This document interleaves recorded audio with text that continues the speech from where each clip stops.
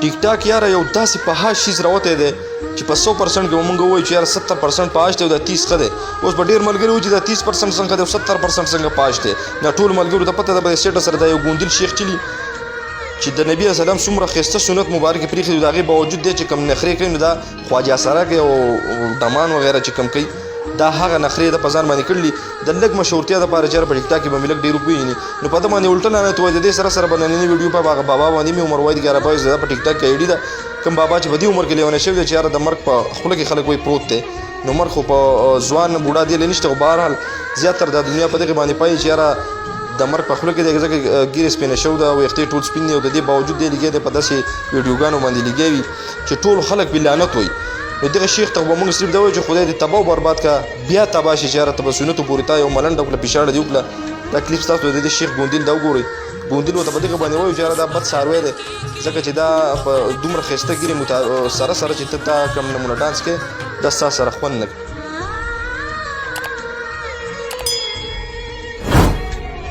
السلام علیکم ورحمت الله وبرکاتو. ټولو ملګرو ته سلامونه امید لرم چې ښه به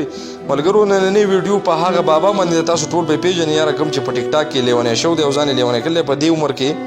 او نو دا کم عمر چې دی په دې عمر کې خو مونږ سوچ وکړو زیاتر مشران ناست وي په جومات کې وغیره. بهرحال نو ډېر ملګري وایي چې یاره کنځل وکړه نو نه د کنځلو تربیت مونږ ته الحمدلله دا نه دی راکړی شوی چې یاره ته دې یو انسان ته کنځل وکړې. البته دومره یې راته ویلي چې یاره تا ته یو سړی کنځل وکړي نو ته به پرې ځان غلی کې نو هغه به ستا نه به خپله چپ شي. نو خبره د دې بابا په حواله باندې تاسو د بابا دا شارټ کلیپس وګورئ زما په دې سیټ باندې هم چې خو د دا شارټ کلیپس وګورئ بلکې د دا شارټه مستی وګورئ لږه مستی د دې بابا وګورئ بیا راځو یو څو خبرې پرې کوو.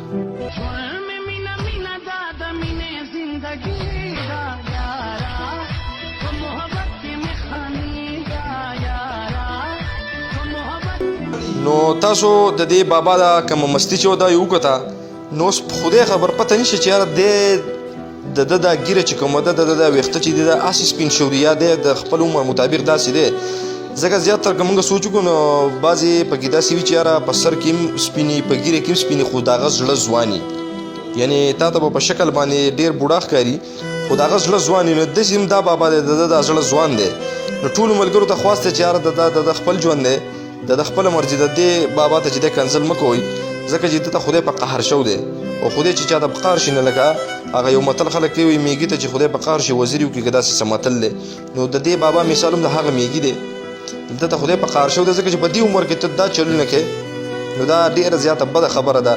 نو د ویډیو صرف د دغې دپاره ده چې یاره که دې بابا ته چې ته ورسېده نو ټولو ملګرو ته خواست دی چې یاره دا لږه شیر کړي چې دې بابا ته ورسي چې یاره زه خو لکه نه څه مفتي منه عالم وم چې زه به درته ووایم چې یاره دا کار دی غلط دی او دا داسې چل دی او کار خو بلکل غلط دی.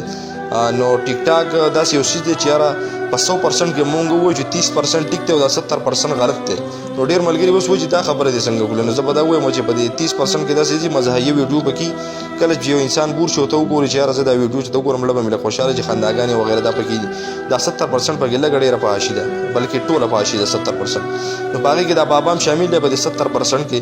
او عمر واحد 11 22 دی د ټیک ټاک آی ډي تاسو سرچ کولی شئ او خمس بوډا دی بلکې جوشي بوډا ورته وایي ځکه چې په دې عمر کې او د ده دا دغه هم نشته چې یاره د ده نوسي یا کړوسي وغیره د ده انګن دي د ده زامن د ده نور رونه او راته ښکاري چې دا به په رونو کې چې د مشرۍ روري نو چې د ده په کور کې داسې ویډیوګانې د ده ګوري نو خدای خبر چې هغو به دته څه وایي. نو بهرحال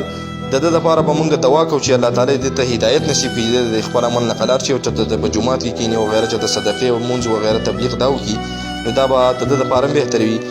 ټولو ملګرو ته به یو ځل بیا زه یاده کړم چې یاره دې بابا پسې کنځل مه کوئ نه چا بل هر چا ته کنځل مه کوئ دا د هر چا خپل ژوند دی چې بس څه کوي خو صرف د ده دپاره د هدایت دعا کوئ چې یاره الله تعالی د هدایت وکړي او په سمه لار شي.